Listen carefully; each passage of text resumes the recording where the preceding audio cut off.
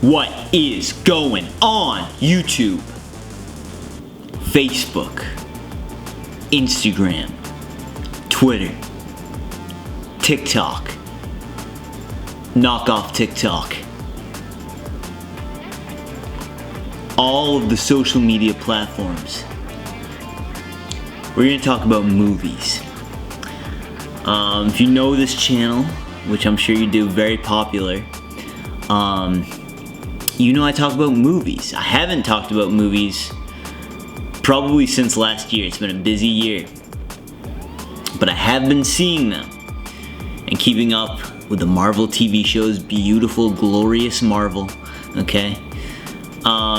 It has not been that bad, in my opinion. Over the course of last year, like from 2025 onward, I mean, the newest Captain America was not incredible, but the Thunderbolts was not that bad. Talked about that. I thought it was okay.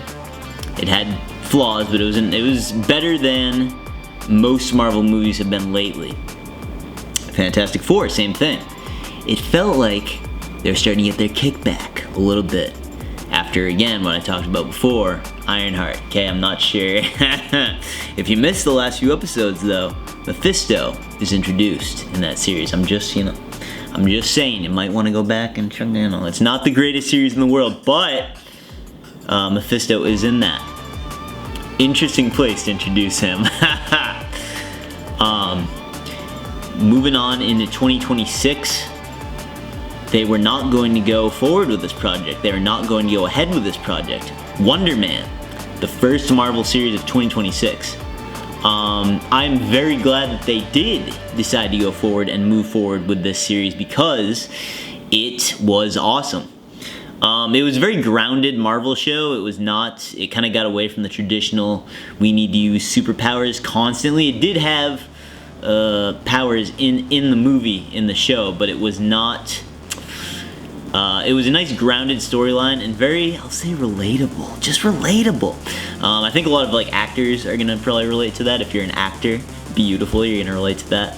And there's a very interesting middle of the series episode as well, in my opinion, that really should not be missed. It is a good story. Okay, Travis Slattery, he's in there. Okay, Slattery, I think. That dude is on top of his game in this series. He just elevates it. He brings it to life. It's really pretty genuinely good. So I don't have anything bad to say about it. It's genuinely good. It seems like Marvel found their kick here at the beginning of the year, and I believe Destin is involved in it. The creator of the new Spider-Man, which is about to drop. And then we got Daredevil. It was okay. It was alright. It certainly was not as good as Netflix Daredevil, especially Season 1, even Season 3. I think that the Daredevil that came out last year in 2025 was Born Again, was probably a bit stronger than Season 2. Season 1 was better than Season 2 of Born Again, in my opinion. Season 2 did kind of amp up the villainous behavior, I suppose, but it was not, there was something off about the pacing, I think.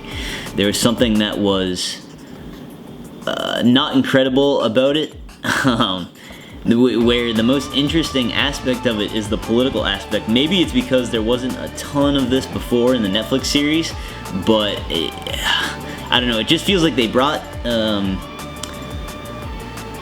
Bullseye back too quick, man. They did. I think he needed more time to linger and recover, but at the pace that we're moving with the Avengers and everything, he had to be brought back, I guess. And then it was kind of overkill with him, what they did. So I don't know. Why didn't I love it? It really did kind of feel like overkill. I'm not saying I don't want to see more Daredevil, but the story's gotta be new. It's gotta be developed, it's gotta be fresh. I know that we constantly hype up bringing back old characters, but for this series in particular, I don't know if it worked. Karen went down a very interesting route, the revenge route. I guess I kind of did like that, but she was very, I don't want to say out of left field and underdeveloped, but it needed to be maybe developed a little stronger. I don't know. I like the flashback episode though with Foggy. I thought that was pretty good. I don't know. It feels like maybe Mayor Fisk should have been in power for a little while longer there. The fact that in the last episode where he was breaking people in half and literally crushing their skulls was not, I don't know. I know that's like classic of him, I guess, but it's just, it was not great as the mayor. That is very unrealistic. I mean, maybe it was realistic, who knows, but it was too much all at once is what I'm saying. That episode needed to be split into multiple episodes. That's my critique of it. The show wasn't that bad overall. There's a couple very cheesy moments with Frank Castle at the end of season 1 there, but you know, not too bad. Maybe I'm just not like a super big fan of that, although I do like the Punisher Netflix series. But what they did moving into One Last Kill with the Punisher was not great in my opinion. It was kind of cool where it honestly just kind of felt like it was like you're playing GTA, and that's what it felt like. But there needed to be more substance and more story. Again, we're relying too much on nostalgia here. You know, it's cool that we had that whole like PTSD going on in the front half of that TV presentation, but it really was not. It didn't pay off very well, is what I'm trying to say. Besides from just Frank going on a rampage, we want to see him rampage. That's fine, but there should be more of a developed, elaborate story. I mean, there's only so much we can fit into a TV special, and it probably was not the initial plan that Marvel had either. From what I understand, we're going to be seeing more of him. We're going to be seeing more of Frank moving into Spider-Man, which I think will be an interesting dynamic. Hopefully that's good, by Destin, who, you know, helped out with the Wonder Man show that I liked. So, and today, of course, we just got the Avengers Doomsday trailer, which, yep, surprise, you gotta go back and watch X-Men if you haven't seen it, even though those movies are not the greatest, especially the front half of the 2000s there. But, you know, people like them. That being said, it is cool to see the X-Men in the movie. It's a little bit, for some people, it's probably going to be out of left field to view these X-Men, especially if you're kind of a new come up on the the Avengers series. It's a lot of movies to fucking keep up with, man. There's a lot of movies in there, but yeah, you got to do it, I guess, to watch Doomsday. I don't know. The trailer didn't excite me. There was nothing really in there that I hadn't seen before, which I guess is good. Keeping it a little bit bland, but I just don't think, I don't know, I just hope they're not overcomplicating it, man. It's gonna be tough to top. I know it's the Russo brothers again, but it's gonna be tough to top Infinity War. It's gonna be tough to top Endgame, especially now. I mean, it still seems to be garnering a lot of interest. The view count is climbing as we speak on the trailer, but I don't know. We'll have to see how that movie does, man. Sometimes it is good when a trailer does not show off everything, which this trailer did not seem to. But yeah, let's move on, because I did see other movies as well that were not Marvel Cinematic Universe. I watched The Mandalorian and Grogu. That movie, not as bad as I think people said. I think that movie maybe got a little more hate from the critics online than I think it deserved.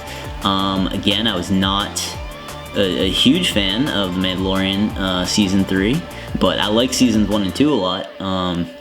Season 3 just kind of lacked, I don't know, something. It felt like it moved too quick, and it was kind of like the repeat bad guy thing was kind of out the window in this series towards the end there. The movie, though, was, I don't know what I think about the whole Jabba the Hutt concept. I guess it's okay.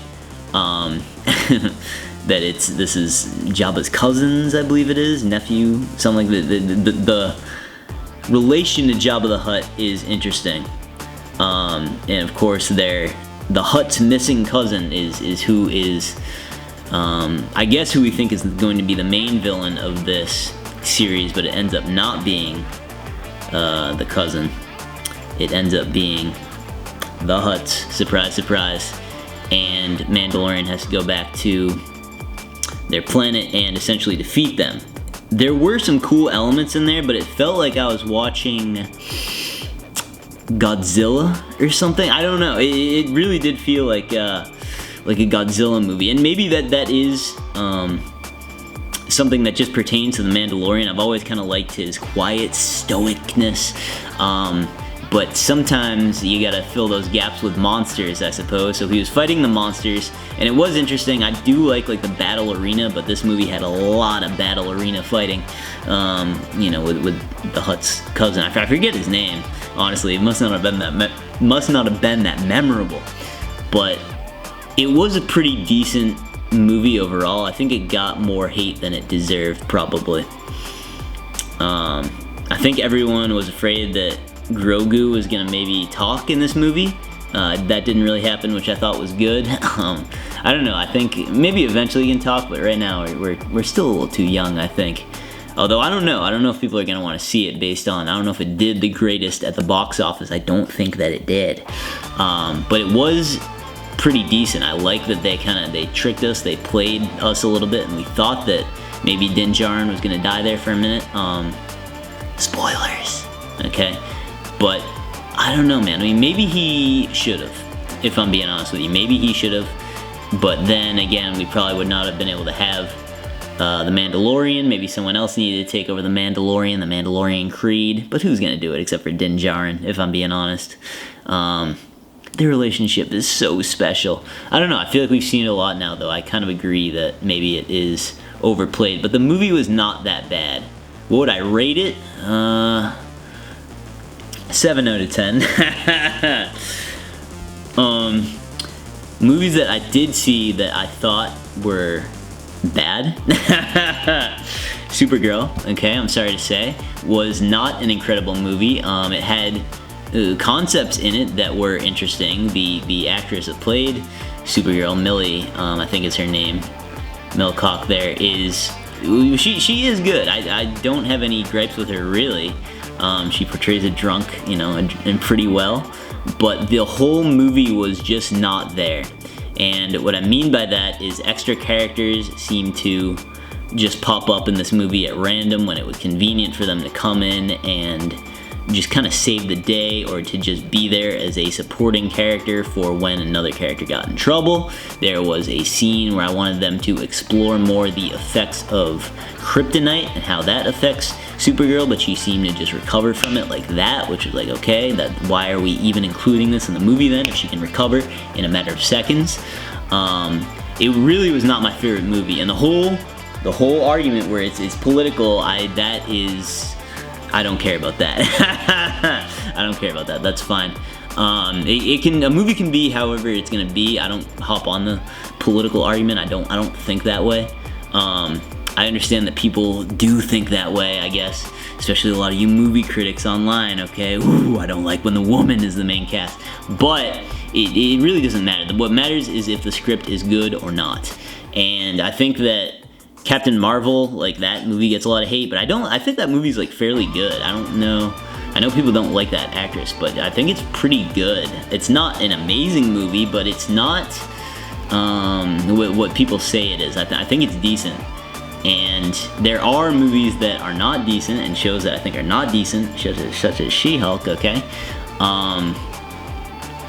But Supergirl was, unfortunately, it was kind of a miss. I think, you know, James Gunn has to really put his scopes on these movies and try a little teeny bit harder to not rewrite the script, but re-push the directors and the writers in a new direction of just letting them know that, hey, the script needs a lot more. Because we can't have characters constantly getting saved by when it's convenient to do so by other characters. It just did not hit for me. So I'm not saying that it was awful, but there were some funny parts in it, maybe, sure, but maybe the style that James Gunn is continuing to use in this DC universe, kind of the goofy slander, is not doing it in every movie. I don't know. I think he's a good director, but I think he needs to work on it. And now, of course, most recently, Nolan. Let's talk about Nolan. Okay, because I did see Christopher Nolan's The Odyssey. Now, I've been a fan of Christopher Nolan for a long time. I think that some of his movies do not always hit, if I'm being honest. Hit or miss. A lot of people seem to really like Dunkirk. I think no matter what, Christopher Nolan's movies are always, they leave like a good, memorable impression in terms of shots, in terms of sound design sometimes. I know a common critique is that the audio is too loud. It's kind of being done by design, I think. But, granted, I'll give the reviewers this, because I've watched a lot of reviews on his movies. The dialogue is hard to hear. It just is, but I do think he wants the volume up that high though. Or unless that's just an editing mistake and I'm wrong. But I am somewhat of an editor, okay? This video is not being edited super well because I just have to get this video out. Seen a lot of movies, haven't talked about them, gonna talk about them, gonna post about them. But Christopher Nolan's The Odyssey, really good. Really good.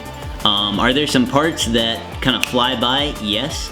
But this is written on The Odyssey, okay? This book is fucking long as hell. I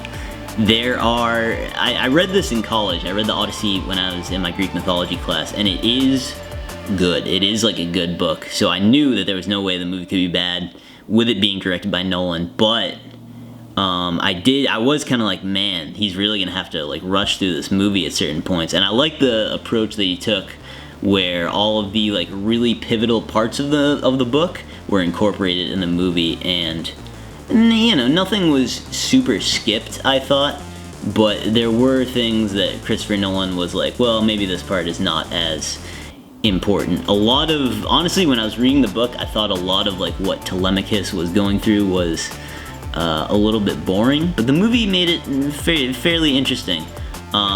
You know, the whole part about the suitors, it was interesting in the book, but I was kind of playing through it in my mind, like, man, how is this gonna look like?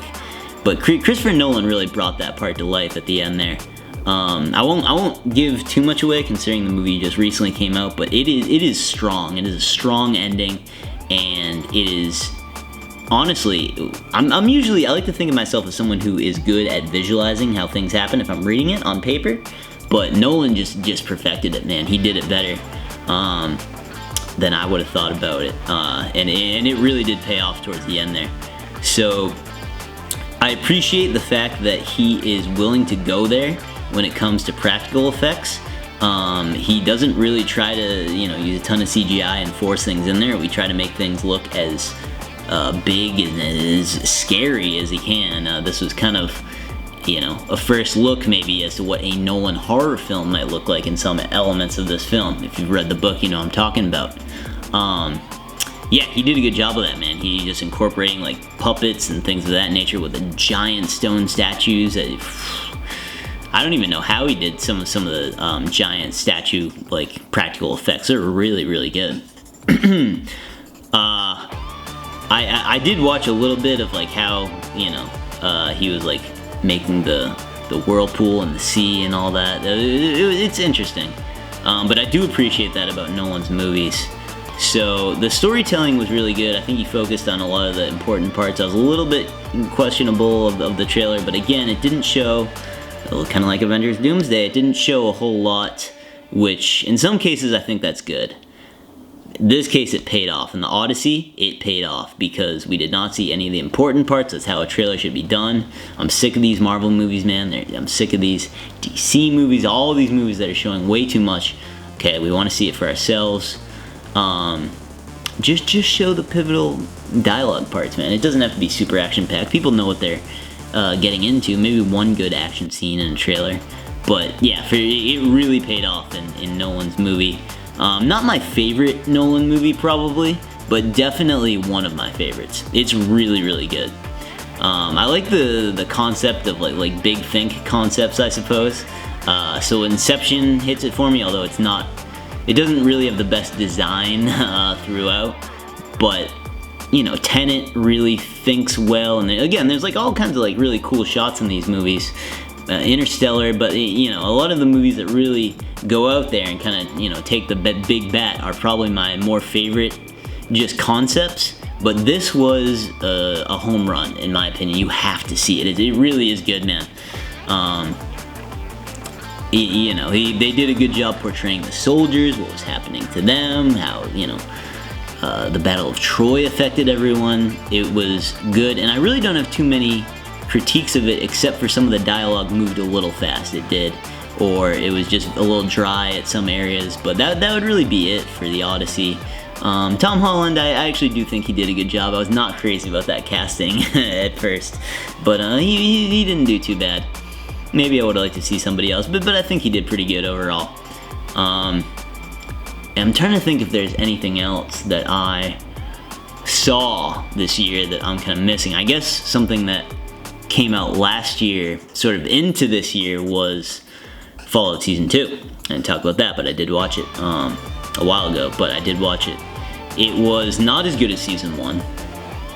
It needed more. I like the flashback stuff. The flashback stuff is the strongest stuff, honestly, in that show. With Goggins there, with the ghoul. I think there needs to be a lot more of it. I don't know. I think maybe it will be unveiled as we continue this show. But it's the coolest stuff by far in the series. I like something I did like about this season was like when the brother was captured. I thought that was cool when he became like the leader, and then he was captured by, you know, the cryogenically frozen vault there. It just was not, I don't know, there were certain things in it though that didn't make it that cool. I did like seeing like what Hank was up to, Hank McClane, okay, with all controlling people, making them into these animatronic I work for you bots, and then what happened there. But really, now that all that's over and done with, not to spoil anything, it has been out for, you know, beginning of the year. I don't know what Lucy's gonna do. That kind of felt like maybe the conclusion to her storyline, and kind of what happened at the end of Season 1 kind of felt like the conclusion to Maximus's storyline. I just didn't dig his story much at all this season. I don't know. There were some issues with it, man, but I think it's still a pretty decent show, but I was less impressed with this season than I was with Season 1. Maybe that's because Season 1 felt fresh in comparison to the games. That is pretty much it in terms of movies and TV shows that I've been watching. I will report back. We're very close to Spider-Man Brand New Day at this point. I'm gonna make a separate video about that. I think Spider-Man trailer looks good. I hope we're not showing too much. I hope that we can say that it is good. Okay, the first few Spider-Mans here have been ambitious with Tom Holland, but they do usually put a lot of care into it, and it is, you know, Destin's the director, which is pretty solid. So we'll see how that is. I'll report back, and yeah, we'll move on to Doomsday. Check out that trailer. My goodness, the Doomsday. Today is the Doomsday trailer day. Wow. Alright, till next time. This is Viper, you're watching Viper Strike. Peace.